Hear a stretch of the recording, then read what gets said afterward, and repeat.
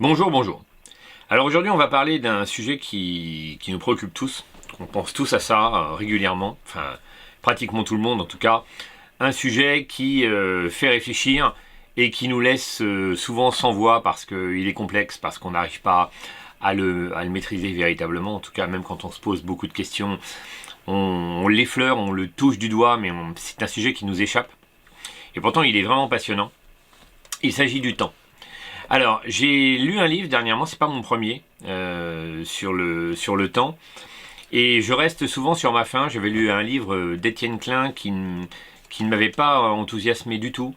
Et donc là, je me suis attaqué à un autre livre sur le temps. Voilà, essayer de décortiquer un peu ça, de savoir que ce qu'on peut nous apprendre aujourd'hui sur cette notion vraiment impalpable du temps. Alors le livre, c'est L'Ordre du temps de Carlo Rovelli, qui est un physicien, astrophysicien, mais physicien italien. Et c'est un livre assez récent, c'est pour ça que je l'ai choisi. Alors je ne me souviens plus, mais je vais vous dire. Voilà, il a été écrit en 2018, donc c'est quand même relativement récent, parce que ce sont des sujets sur lesquels il n'y a pas énormément d'évolution en réalité. Alors, choisir un livre de 2000, bon, bah, ça pourrait peut-être être un peu ancien, mais là, on est encore sur une période récente. Et donc, voilà, il n'y a pas beaucoup de nouveautés par rapport à l'ordre du temps, par rapport au temps. Et ça suffisait pour me convaincre, ça a suffi pour me convaincre, pardon, d'acheter le livre et de me dire, voilà, ça fait longtemps que j'ai pas lu quelque chose sur le temps, je vais voir si je peux avoir de nouvelles informations. Alors, Carlo Rovelli, je le connaissais, c'est aussi pour ça que j'ai acheté son livre, parce que je l'ai vu dans différentes conférences. Et il est intéressant, ce physicien, astrophysicien. Il est un des défenseurs d'une théorie qui s'appelle la théorie. Alors ça doit être la théorie à boucle, quantique à boucle, je crois, si ma mémoire est bonne. C'est la théorie qui est opposée à la théorie des cordes. Donc les fameuses théories qui essayent d'unifier les grandes lois de l'univers. Donc c'est un peu complexe, passons sur ce sujet. Et donc il est un des défenseurs, un des instigateurs de cette autre théorie, une contre-théorie à la théorie des cordes. Et il en parle un tout petit peu d'ailleurs dans ce livre. Au milieu, il lie ça un peu à la notion de temps. Et donc, le livre, en fait, essaye de nous expliquer pourquoi on s'intéresse au temps, d'où vient la notion du temps, et surtout, qu'est-ce qu'elle représente fondamentalement. Qu'est-ce qu'elle dit, qu'est-ce que c'est que le temps, mais au-delà de ça, pourquoi on s'intéresse au temps, pourquoi il y a cette notion de temps. C'est une question ardue et la réponse l'est également. En fait, c'est un livre malgré tout assez complexe qui se lit avec une grande attention. Évidemment, il vaut mieux avoir quelques prérequis en physique de base pour pouvoir suivre et ne pas être trop perdu. Et d'ailleurs, l'auteur nous signale à un moment donné du livre, vers le milieu du livre, que le lecteur qui souhaite sauter les 2 prochains chapitres peut le faire, parce que ce sont des chapitres qui seront un peu plus ardus. Alors moi je ne les ai pas sautés, parce que je voulais quand même savoir, voilà, c'est là, ça doit être au chapitre, un chapitre qui s'appelle Le temps est ignorance, au chapitre 9, donc on est à peu près à la moitié du livre, et il nous dit dans ce chapitre, je le cite, la reconstruction du temps commence ici, avec 2 petits chapitres, celui-ci et le suivant, bref et technique. Si vous les trouvez un peu trop compliqués, allez directement au chapitre 11, à partir duquel nous retournerons petit à petit à des choses plus humaines. Alors évidemment, ce serait dommage de les sauter, parce que c'est presque les chapitres où il y a les choses les plus intéressantes. Alors, pas que, parce que le livre a pas mal d'informations, nous livre pas mal d'informations intéressantes tout au long du livre. Mais dans ces 2 chapitres, on essaye vraiment d'aborder le temps dans son essence propre. Qu'est-ce que c'est vraiment, comment l'auteur le comprend et quelles explications il a données sur pourquoi est-ce que nous autres êtres humains, on ressent du temps.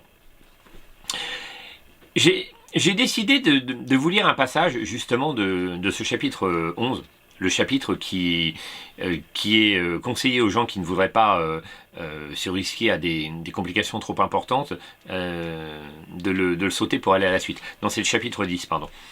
Et je vais vous lire un très long passage. Alors, je vais faire quand même quelques ellipses, mais je trouve que ce passage est intéressant à lire, parce qu'il en dit long sur la complexité du temps, et en même temps, il synthétise bien la pensée de l'auteur, la pensée qu'il veut développer tout au long du livre. Sachant que je ne vais pas vous lire beaucoup d'autres exemples, peut-être même pas d'autres exemples d'ailleurs, je vais vous lire ce passage-là.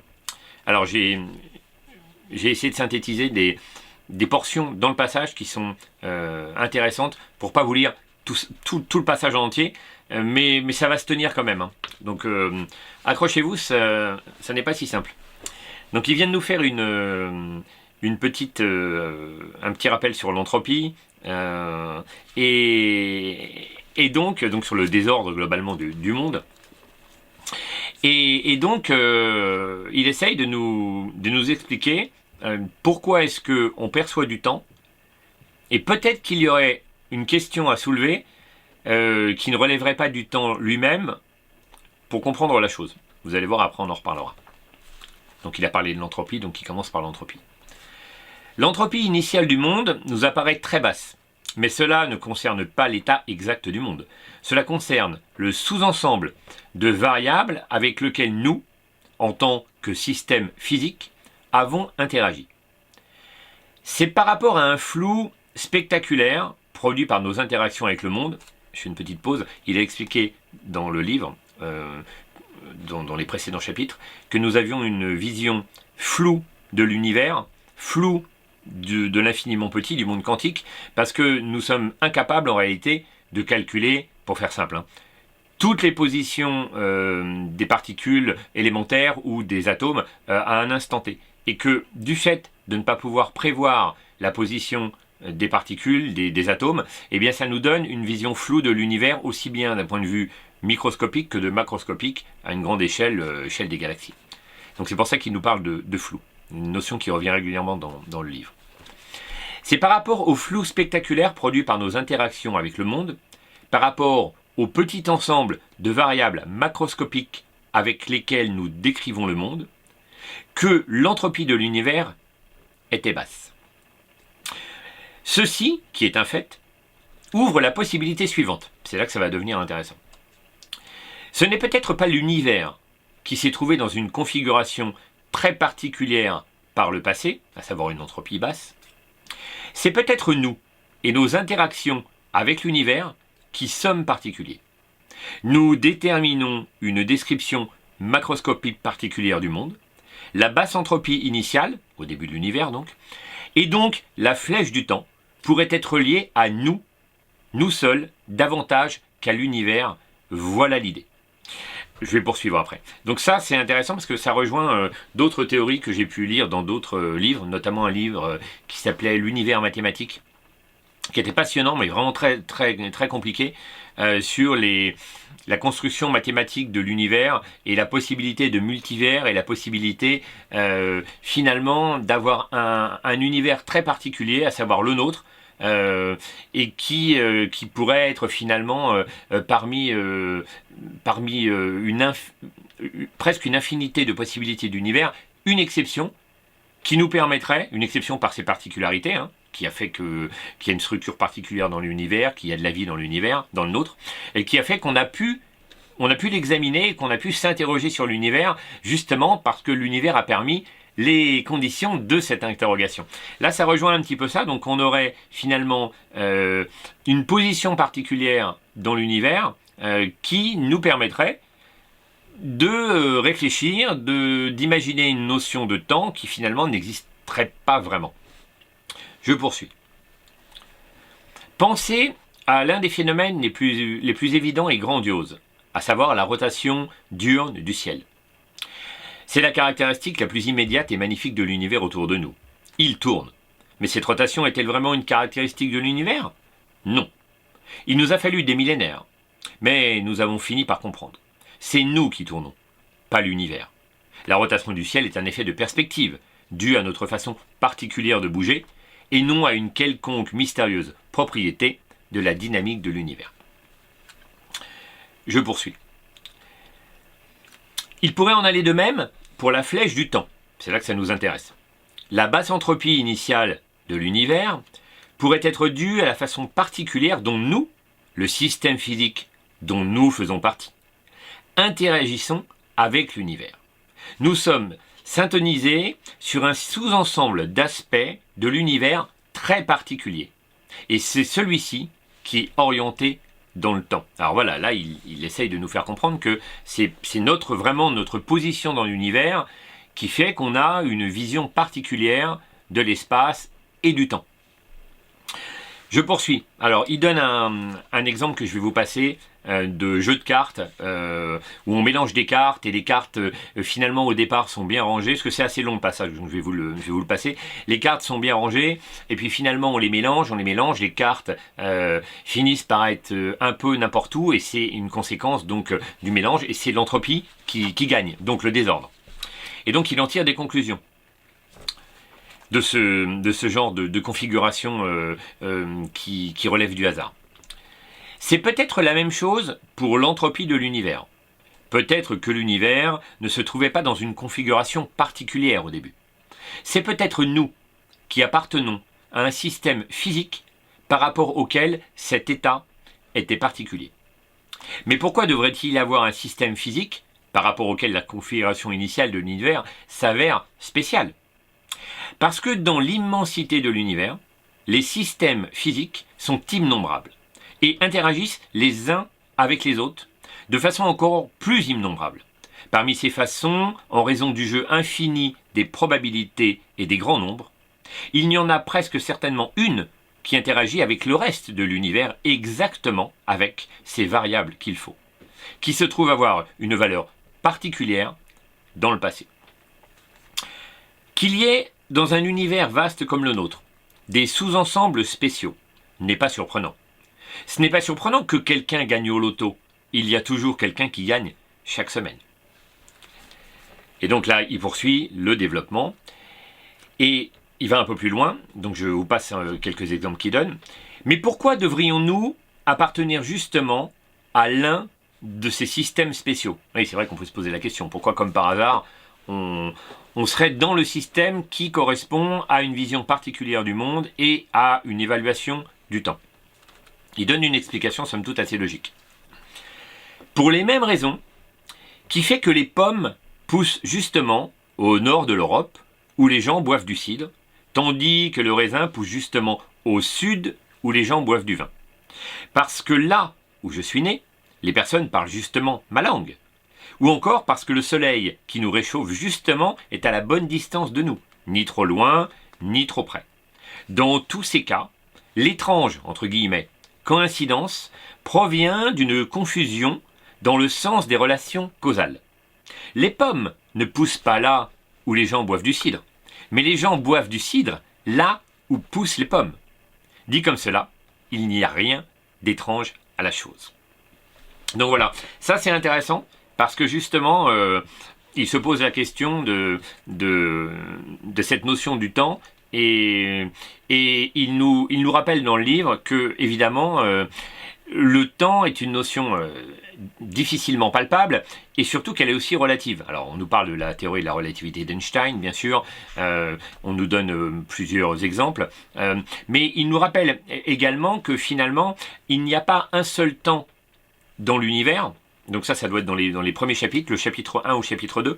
Il n'y a pas un seul temps dans l'univers, mais il y a ce qu'on peut appeler des temps propres. C'est comme ça qu'ils sont qualifiés. Donc des temps propres, des temps qui sont propres à chaque endroit de l'univers, et qu'en réalité, ça n'a pas beaucoup de sens de réfléchir en termes de temps universel, puisqu'il n'existe pas. Du fait de, évidemment, la vitesse de la lumière qui est finie et qui crée un écoulement du temps différent, parce que, évidemment, les distances dans l'univers sont gigantesques. Donc, il nous rappelle, ça doit être dans le chapitre 2 aussi, des choses essentielles à connaître pour appréhender vraiment le temps, à savoir que depuis maintenant pas mal de temps, c'est le moment de le dire, on a mesuré le temps et on a mesuré l'écoulement du temps différent selon les endroits où les horloges sont placées. Alors évidemment, c'est pas une simple montre, c'est les fameuses horloges atomiques dont on parle souvent dans les livres de physique ou d'astrophysique. Donc les horloges atomiques qui sont capables de mesurer le temps avec une infime précision. Il est amusant, il nous dit qu'on peut en acheter sur internet pour quelques milliers d'euros, je crois. Et donc il nous rappelle que si on place une horloge atomique au niveau d'une plaine, et qu'on place la même horloge, enfin le même type d'horloge atomique au niveau d'une montagne, le temps va s'écouler beaucoup plus lentement en plaine qu'en montagne. Et que cette différence, elle est indéniable, qu'elle a été mesurée, et qu'on comprend bien que l'écoulement du temps tel que nous on le mesure avec nos instruments, évidemment, c'est toujours avec les instruments qu'on mesure, qu'on peut essayer de voir ces différences, cet écoulement du temps n'est pas le même. Alors du fait de la proximité d'une masse et d'une force de gravitation importante, parce que plus on est au niveau du sol de la Terre, plus on subit la gravitation de la planète, et donc plus on subit ce qu'on pourrait appeler la déformation de l'espace-temps, en fait, qui crée cette différence de notion de temps. Et donc, effectivement, le temps passe moins vite, même s'il est, pour un être humain, impalpable, mais dans la réalité physique, il passe moins vite au niveau de la plaine qu'au niveau d'une montagne. Il explique même dans d'autres exemples qu'en laboratoire, on n'a pas besoin d'aller sur une montagne, il suffit de mesurer au niveau du sol dans le labo et au niveau d'une table, avec ce même genre d'horloge, pour comprendre qu'il y a une différence de temps, aussi infime soit-elle.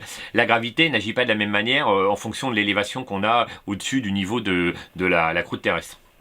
C'est un peu cette histoire de trou noir, de trou noir qui aurait une masse tellement dense que l'attraction serait gigantesque et que le temps se ralentirait en fonction de l'approche du trou noir. C'est exactement la même chose avec finalement les horloges atomiques qui mesurent le temps sur la planète Terre, que ce soit dans une plaine ou dans une montagne, le temps n'est pas le même. Donc ça c'est intéressant. Il nous rappelle aussi que le temps quantique, donc c'est-à-dire le temps au niveau du monde microscopique, n'a pas réellement de sens. Il n'y a pas vraiment de temps au niveau des atomes, encore moins des particules élémentaires, des constituants des atomes, et que cette notion du temps, elle est quand même essentiellement macroscopique. Donc il nous fait tout un rappel là-dessus, évidemment. C'est marrant parce qu'il nous donne quelques exemples aussi pour percevoir pourquoi est-ce que on a cette sensation du temps qui passe. Alors, à mon sens, c'est un petit peu incomplet. J'y reviendrai tout à l'heure. Je vais vous dire pourquoi je pense que c'est incomplet. Mais toujours est-il qu'il essaye de donner des clés pour qu'on comprenne pourquoi est-ce qu'on a cette sensation de temps qui passe et pourquoi on s'en inquiète. Et pourquoi c'est palpable en nous. Pourquoi on est toujours à sentir le temps qui passe. Enfin, presque toujours en tout cas. En tout cas, c'est quelque chose qui habite l'être humain. Et il évoque une théorie intéressante, à savoir que l'être humain se crée des images mentales de son passé, mais aussi des images mentales de son futur. Donc notre mémoire est constituée d'images qui se superposent, qu'on conserve parfaitement en nous, jusqu'à un certain délai en arrière, et qu'on est aussi capable de faire le même travail de projection dans le futur. C'est pour ça que l'homme est prévoyant, sans doute que ça a contribué à l'évolution de l'être humain, de la civilisation, cette capacité à prévoir le lendemain, donc à anticiper, donc à faire des réserves, donc à construire des maisons, donc à se protéger et à protéger sa propre vie. Et donc, il nous explique que cette très très grande capacité, très développée chez l'être humain, eh bien, serait aussi à l'origine de la notion de temps et de la perception du temps. Si on n'avait pas, pour résumer, il nous le dit un petit peu comme ça, si on n'avait pas une aussi bonne mémoire et si on n'avait pas une capacité de projection aussi importante, on serait beaucoup moins inquiet du temps. Alors évidemment, c'est un peu la palissade, mais ceci dit, c'est intéressant de voir ça comme ça. Après, il y a on peut prendre ça à l'envers, c'est-à-dire que si on n'avait pas eu cette capacité à prévoir le futur, comme je le disais à l'instant, et à aussi finalement savoir ce qu'est notre passé, d'où on vient, savoir ce qui est intéressant dans notre passé à préserver, eh bien on ne serait sûrement pas les mêmes qu'aujourd'hui. Les civilisations humaines ne se seraient pas développées de la même manière, c'est évident. Il revient sur des notions intéressantes, mais il manque, à mon avis, un chapitre. J'aurais bien aimé avoir un chapitre là-dessus, il en parle pas du tout. Alors, il n'est pas biologiste, évidemment, donc je ne peux pas lui reprocher, mais comme il évoque le temps et qu'il évoque justement cette sensation que l'être humain a du temps, on aurait pu attendre quelque chose qui touche un petit peu à la biologie. Pourquoi je dis ça? Parce que moi, quand j'ai lu le livre, je me suis dit, il manque un élément essentiel. Alors à la fin, il parle d'une petite chose que je vais vous citer après. Mais il nous manque cet élément biologique, à savoir que si nous avons également cette sensation du temps qui passe, eh bien c'est parce que nous ne sommes pas immortels. Et que la biologie n'a pas la durée de vie des atomes, et la biologie macroscopique, et donc du coup l'être qui nous constitue, hein, c'est pareil pour les animaux ou les plantes. Et donc finalement, comme notre durée de vie est extrêmement courte, on a une sensation du temps qui n'est pas qu'une sensation. On voit le temps passer sur nous, par le biais du vieillissement, on voit le temps passer sur les autres, également par la mort des gens qui nous entourent. Donc évidemment que la mort nous rappelle systématiquement le temps qui passe, le temps qui s'écoule. Et c'est dommage parce qu'il n'y fait pas du tout allusion dans son livre. Et moi je pense que quand on parle du temps qui passe, on ne peut pas faire l'économie d'un peu de philosophie sur ce thème de la biologie. Ceci dit, je parle de philosophie là, mais cet homme qui est physicien est un peu philosophe. Le livre n'est pas que scientifique, il est aussi philosophique. C'est pour ça que ça rend aussi intéressant la lecture, même si encore une fois la lecture est ardue. Hein. Mais ça le rend intéressant parce que il y a quand même une véritable pensée au-delà de la physique chez ce chercheur. Donc, je vais vous citer un petit exemple. Il parle à la fin de la mort, de la notion de mort, et il nous dit que finalement, il n'est pas inquiet de la mort, cet homme. Je me suis posé la question, c'est un Italien, je dis ça comme ça, hein. Il se pourrait qu'il soit très religieux. J'ai cherché, je n'en sais rien en fait. J'ai pas trouvé d'interview de lui qui parlait de ça. Mais je me suis quand même posé la question. C'est pas incompatible, hein. Il y a des scientifiques qui sont croyants. Même si moi ça me surprend toujours.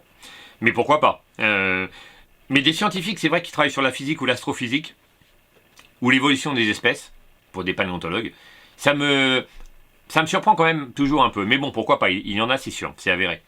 Il y a des grands astrophysiciens qui sont croyants, qui l'ont déjà dit. Et donc je me suis posé la question, parce que il nous fait une petite tirade sur la mort, je vais vous la lire.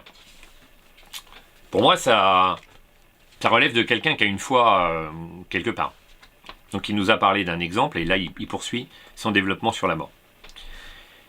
Je ne voudrais pas vivre comme si j'étais immortel. La mort ne me fait pas peur. J'ai peur de la souffrance, de la vieillesse, un peu moins maintenant en voyant la belle vieillesse sereine de mon père. J'ai peur de la faiblesse, du manque d'amour, mais la mort ne me fait pas peur. Elle ne me faisait pas peur jeune, mais je croyais alors que c'était parce qu'elle ne m'apparaissait que lointaine. Mais maintenant, à 60 ans, la peur n'est toujours pas arrivée. J'aime la vie, mais la vie est aussi une fatigue, souffrance, douleur. Je pense à la mort comme à un repos bien mérité. La sœur du sommeil, ainsi que la nomme Bach, dans sa merveilleuse cantate BWV 56. Une sœur bienveillante qui viendra bientôt me fermer les yeux et caresser ma tête. Le ton employé, cette fatalité par rapport à la mort, alors elle peut relever de la sagesse, hein, pourquoi pas. Hein. Bien évidemment, hein, ça peut être simplement une sagesse philosophique. Hein,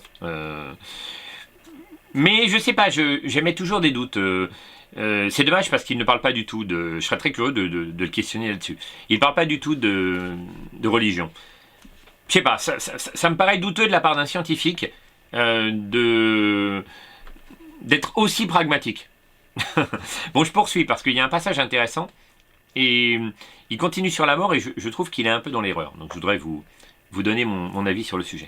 Donc il a encore développé et là il parle d'un autre sujet et toujours qui a attrait à la peur de la mort. La peur de la mort me semble une erreur de l'évolution. Plusieurs animaux, il dit plusieurs, hein, plusieurs animaux ont une interaction instinctive de terreur et de fuite lorsqu'un prédateur s'approche. Ah, je ne suis pas d'accord avec lui parce que c'est pas plusieurs animaux, c'est la quasi-intégralité des herbivores. Quasiment tous. Soit ils ont un système de défense particulier, ils sentent qu'ils vont se protéger comme une tortue avec une carapace ou un hérisson qui va s'enrouler dans une boule, soit on est face à un prédateur, un herbivore, une proie rapide comme une gazelle ou même un cerf chez nous, qui va fuir à toutes jambes. Il suffit d'aller se promener dans une forêt, dès qu'un cerf ou un daim entend le moindre bruit, on est à 50 ou 100 mètres, il s'enfuit en courant. C'est extrêmement rare de les surprendre. Donc il y a quand même un instinct de survie extrêmement développé chez quasiment toutes les proies. Donc ça n'est pas plusieurs animaux. Les mots ont un sens, hein, surtout quand on parle de sujets aussi importants. Donc je poursuis. C'est une réaction saine qui leur permet d'échapper au danger. Mais cette terreur dure un instant. Elle n'est pas permanente. Encore une fois, je m'inscris un peu en faux. Les herbivores vivent, si ce n'est à la seconde près dans la terreur, dès qu'ils sentent le moindre danger, ils sont quand même aux aguets en permanence. La même sélection a produit ces singes pelés, nous-mêmes, aux lobes frontaux hypertrophiés, dotés d'une capacité exagérée à prévoir le futur. C'est ce qu'il nous expliquait déjà précédemment. Une prérogative certainement utile, mais qui nous a placés, nous, les grands singes, devant la vision d'une mort inéluctable, qui déclenche en nous l'instinct de terreur et de fuite. Je pense en somme que la peur de la mort est une interférence accidentelle et idiote entre deux poussées évolutives indépendantes, le produit de mauvaises connexions automatiques de notre cerveau, et non quelque chose d'utile ou qui a un sens. Tout a une durée limitée. L'espèce humaine aussi. Avoir peur du passage, avoir peur de la mort, c'est comme avoir peur de la réalité, avoir peur du soleil. Pourquoi ? Bon, moi je suis pas trop d'accord. J'étais déjà pas trop d'accord avec les animaux. Je suis un peu moins d'accord aussi avec ça parce que quand il nous dit que la peur de la mort est accidentelle, pourquoi pas ?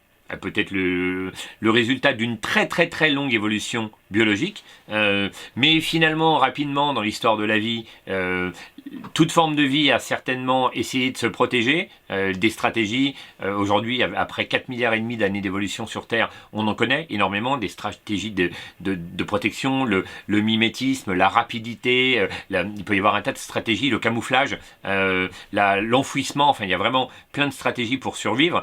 Et effectivement, si on n'avait pas de stratégie, parce que là, il nous dit quand même que finalement, c'est peut-être une mauvaise chose, une interférence, dit-il, accidentelle et idiote. Alors accidentelle, pourquoi pas, dans les débuts de l'univers, et idiote entre deux poussées évolutives, nous dit-il. Mais si elle n'avait pas été présente, eh bien on ne serait pas là pour en parler. Parce que globalement, nous autres, hominidés, mais c'est valable pour quasiment toutes les formes de vie sur Terre, si elles n'ont pas un système de protection, eh bien elles sont vouées à disparaître. Et donc là, il n'y a plus d'évolution des espèces, il n'y a plus de darwinisme, il n'y a plus tout ça. Donc je pense que c'est une petite erreur de sa part d'aller sur ce terrain-là et de dire ce genre de choses. Mais après, pourquoi pas, hein, ça n'est qu'une analyse personnelle que je fais ici. Hein. Le livre n'en est pas moins intéressant, évidemment. Donc voilà, je ne vais pas faire beaucoup plus long pour ce livre. On apprend énormément de choses. Il nous rappelle les grandes lignes de sa théorie quantique à boucle. J'espère que je ne vous dis pas de bêtises, que ça s'appelle bien comme ça. Donc la contre-théorie des cordes, qui serait une théorie qui unifierait les grandes lois de l'univers. En gros, qui réussirait à réconcilier l'infiniment petit, les lois de l'infiniment petit et les lois de l'infiniment grand, donc le quantique et l'univers. Et ça, c'est intéressant. C'est assez difficile. J'ai relu 2 fois et demi, pour bien saisir tout ce qu'il voulait dire par là. il s'attaque à déterminer le temps aussi d'une manière un peu plus précise que je ne l'ai fait. Maintenant, je dois dire qu'avec ce genre de livres, qui sont pointus, et qui s'attaquent à un sujet dont on attend beaucoup, on est toujours un peu déçu. Je n'en veux pas à l'auteur, c'est un bon livre. Mais on reste sur notre faim, parce qu'en fait on se dit après, bah oui en fait tout ça pour ça. J'ai lu le livre, bon il n'est pas très très long, il fait 260 pages, mais il y a beaucoup de références, hein, énormément de références, et pas mal de... une bibliographie assez intéressante. Mais en réalité, on reste sur sa faim, parce qu'on se dit qu'on aimerait avoir une réponse, sans doute à une question qui est trop difficile. Qu'est-ce que le temps? Carlo Rovelli nous donne une explication avec son regard de physicien. On peut évidemment aller chercher la réponse dans la biologie, comme je le disais tout à l'heure. On peut s'intéresser à la philosophie pour avoir cette réponse aussi. Mais finalement, on ne fera qu'effleurer cette notion de temps. La notion technique du temps, la mesure du temps, le passage du temps avec la mesure d'horloge atomique, ça on comprend, on le mesure. Quand on a approfondi un petit peu la physique, moi je suis pas physicien, hein, donc sans être physicien, quand on s'intéresse au sujet, on peut toucher un petit peu du doigt, on peut comprendre les grands éléments et s'y intéresser. Bon, il faut avoir lu pas mal, mais on peut comprendre. Et on se dit, ah bah oui, d'accord, ça fonctionne comme ça. Mais la notion impalpable de l'écoulement du temps, sans parler de biologie, ce qu'il n'a pas fait dans le livre donc, eh bien c'est assez complexe. On reste sur notre faim. Alors évidemment, il aborde des sujets comme la thermodynamique, comme l'entropie, pour nous expliquer que tout est lié, que la notion du temps est liée sans doute à l'énergie développé par... il y a un chapitre, j'aurais peut-être dû vous en parler, mais bon, peu importe. C'est un chapitre assez complexe. Donc, il nous parle du temps qui naît de l'énergie, l'énergie elle-même qui naît d'un élément macroscopique. Donc, nous-mêmes qui créons de l'énergie, donc qui créons du temps. Mais ça reste abstrait. Ça reste assez abstrait. Et je l'avoue, hein, même en lisant le livre, la plupart des chapitres, je les ai relus 2 fois. Ceux qui nécessitaient une relecture pour être vraiment bien saisis, ça reste toujours abstrait. Sans doute que un physicien n'est compris qu'à 100% par un physicien, ou en tout cas par quelqu'un qui maîtrise parfaitement la physique. Moi, j'ai des notions, mais je ne maîtrise pas parfaitement. Ça m'intéresse beaucoup, mais j'ai juste des notions de surface ou un tout petit peu plus approfondies dans certains sujets, mais à peine. Et j'imagine que voilà, à chaque fois qu'un physicien s'exprime sur des notions aussi pointues que le temps, il faut avoir une solide base. Ce qui n'empêche que le livre est vraiment intéressant. Quelqu'un qui voudrait... avoir une notion un peu plus approfondie du temps, comment on l'a pensé, parce qu'il fait un petit peu d'histoire, il parle d'Einstein, évidemment, il parle d'autres penseurs plus anciens aussi, d'autres scientifiques anciens, et bien ça fait une bonne base de lecture. Par contre, c'est sûr que pour un novice qui n'a strictement aucune notion du temps, bon, je dis pas qu'il peut pas le lire, hein, évidemment il pourra le lire, mais il va falloir s'accrocher et il va falloir surtout s'arrêter sur certains sujets pour bien les comprendre, parce qu'autrement la lecture n'aurait pas beaucoup d'intérêt. Voilà, je vais vous laisser avec L'Ordre du Temps, Carlo Rovelli, un livre intéressant, ardu, mais intéressant. Voilà. À une prochaine fois pour une prochaine critique littéraire.